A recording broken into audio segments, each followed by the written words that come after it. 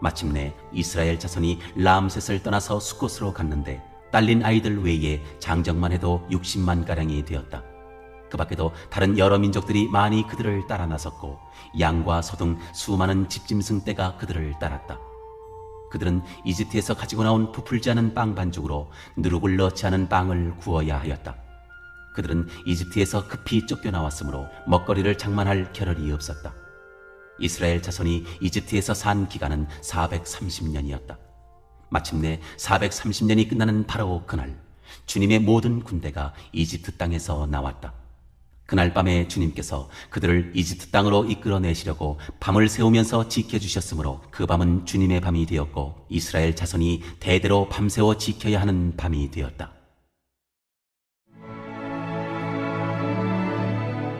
유월절 규례. 주님께서 모세와 아론에게 말씀하셨다. 유월절 규례는 이러하다. 이방 사람은 아무도 유월절 제물을 먹지 못한다.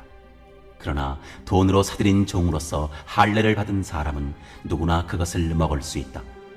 임시로 거주하는 타국인이나 고용된 타국인 품꾼은 그것을 먹을 수 없다.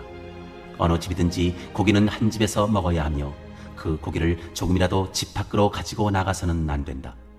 뼈는 하나라도 꺾어서는 안 된다. 이스라엘 모든 회중이 다 함께 이 유월절을 지켜야 한다.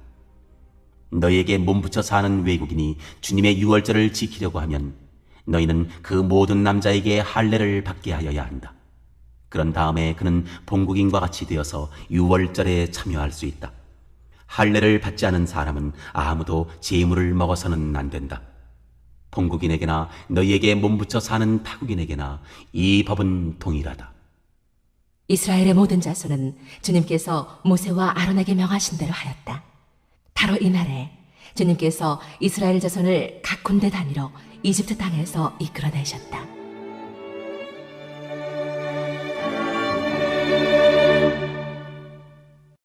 첫 번째 질문입니다. 37절에서 이집트를 떠나온 이스라엘 민족이 장정만 60만 명인데 이게 가능한가요? 여기서 장정만 60만 명이라면 전체 숫자는 여인과 어린 아이들을 포함하면 거의 200만 명으로 추산됩니다. 그러나 당시 이집트 전체 인구가 400에서 500만 명 정도로 추정되는데 단 400여 년 만에 이스라엘 민족 인구가 70에서 200만 명으로 불어났다는 것은 산술적으로 계산하기 어렵습니다. 그래서 학자들은 여기서 등장하는 천을 나타내는 단어 엘렙에 주목합니다. 히브리어 엘렙이 구약에서는 종종 가족이나 부족 또는 군대 단위로 관주되기 때문입니다. 그럴 경우 60만 명은 600여 부족이나 가족이 됩니다. 만약 한 가족이 5명에서 6명이라면 3천에서 4천여 명 정도의 수준이 됩니다. 군대 단위로 보는 학자도 있어 만약 한 소대가 8명이라면 약 5천여 명 정도의 사람이 됩니다. 또 다른 학자들은 이것을 단지 과장법으로 이해하기도 합니다. 수많은 민족들을 표현하다 보니 이렇게 표현했다고 보기도 합니다. 그러나 중요한 것은 저자의 의도인데 그 의도는 분명해 보입니다. 400여 년 전 단지 70여 명에 불과했던 이스라엘 민족이 이제 한 나라를 이룰 정도의 큰 민족으로 성장했다는 것입니다. 이것은 곧 아브라함에게 하셨던 하나님의 약속이 성취되었다는 것을 의미하는 것입니다. 두 번째 질문입니다. 38절에 이스라엘 민족들을 따라 여러 민족들이 함께 이집트를 떠났다고 말하는데 그들은 누구인가요? 히브리어로 에레부인데 개역개정에는 잡족이라고 말하고 있습니다. 이스라엘 민족 속에는 순수 혈통만이 아닌 여러 외국인들이 섞여 살고 있었다는 것을 알 수 있습니다. 그들도 이스라엘 민족에 편입되어 하나님의 뜻을 따라 이집트 땅을 떠나고 있습니다. 이 사실을 통해 우리는 이스라엘 공동체는 혈통적 공동체가 아니라 신앙적 공동체임을 알 수 있습니다. 우리가 잘 아는 믿음의 사람 갈렙도 에돔 족속으로서 혈통상 이방인이었지만 이스라엘 민족으로서 믿음의 본이 되는 인물이 되었습니다. 세 번째 질문입니다. 41절에서 주님의 모든 군대라는 말을 왜 사용한 것일까요? 이 표현은 이집트를 떠나고 있는 이스라엘 민족들을 부르시는 표현입니다. 원래 이스라엘 민족은 이집트에서 바로의 노예였습니다. 그런데 이제 그들이 주님의 군대가 되었다는 사실을 알려줍니다.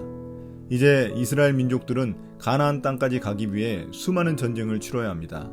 또한 그들에게는 영적인 전쟁도 기다리고 있습니다. 그러나 무엇보다도 중요한 단어는 주님의라는 형용사입니다. 그 전쟁에서 이스라엘 민족들을 위해 하나님이 직접 싸우실 것이기 때문입니다. 네 번째 질문입니다. 42절에서 주님의 밤이란 어떤 의미인가요? 하나님이 이스라엘 백성들이 빠져나갈 때 밤을 새워가며 그들을 지켜주셨습니다.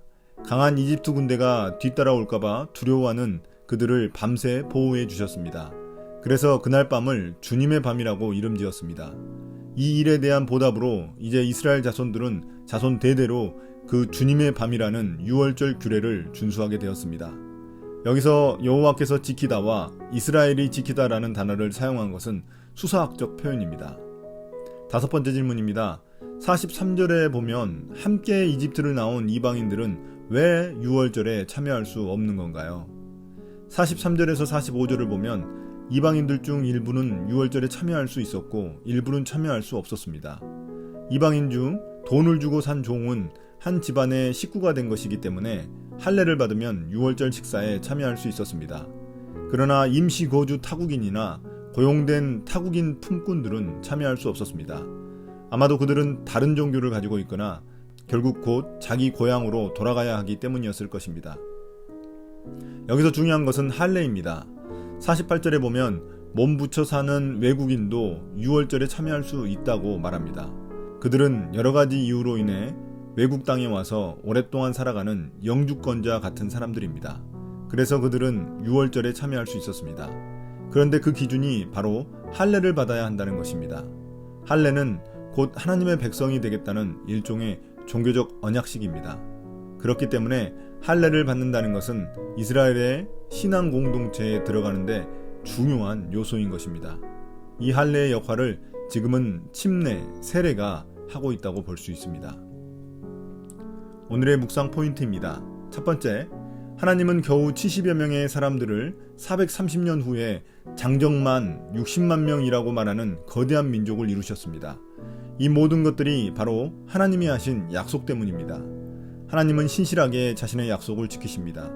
지금 내 삶이 조금 어렵다 할지라도 나를 향하신 하나님의 선하신 계획을 신뢰하며 나아가야 합니다. 믿음과 순종으로 주님께 순종하며 나아갈 때 우리에게도 주님의 밤이 찾아올 것입니다. 두 번째, 이스라엘 백성들이 하나님께 구원받았지만 핑크빛 미래가 기다리고 있는 게 아닙니다. 그들에게는 광야에서의 수많은 실제 전쟁과 영적 전쟁들이 기다리고 있습니다. 41절의 말씀처럼 이제 그들은 바로의 노예가 아닌 주님의 군사로서 나아가야 합니다. 우리 그리스도인들도 마찬가지입니다. 구원받으면 끝이 아니라 또 다른 광야의 시작입니다. 이 세상에서 주님의 군사로 나아가야 합니다. 오늘 묵상을 마치겠습니다. 감사합니다.